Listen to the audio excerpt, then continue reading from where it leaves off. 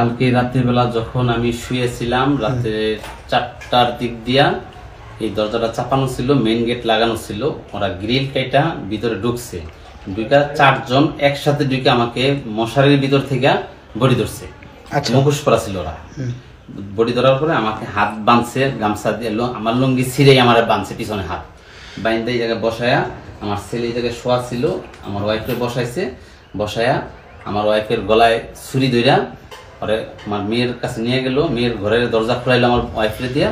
খোলায়া ওই ঘর থেকে স্বর্ণ গয়না টাকা পয়সা সব নিয়া নিচে যাইয়া নিচেও আমার ওয়াইফরে দিয়ে দরজা খোলাইছে। আচ্ছা, দরজা খোলাইয়া ছুরি ধইরা দরজা খোলাইয়া ওনারা মাইট দর করে ওনার কাছে টাকা পয়সা সব নিয়া ওনারা আজান দিতেছে, ওই টাইমে চলে গেছে।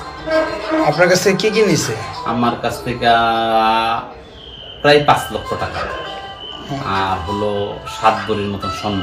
আর আপনার ভাড়াটিয়ার বাড়ি থেকে? ওনার কাছ থেকে নিচে হলো 75,000 টাকার মতন, আর আরেকটা ভাড়াটি আছে ওনার 27,000 টাকার মতন। আপনি কি কাউকে তখন চিনতে পারছিলেন? না না, ওনারা কতজন ছিল? ওনারা 4 জন ছিল। কাউকে চিনতে পারেন না? ওনারা মুখোশ পরা ছিল, আমি চিনতে পারিনি।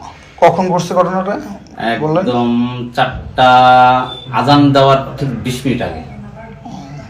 যখন আজান দেয় তারা ওরা বেরিয়ে চলে যেতেছে। প্রশাসনের লোকজন আসছিল? হ্যাঁ আসছিল, লিখে টেখে নিচ্ছে, যাইতে বলছে যাবো।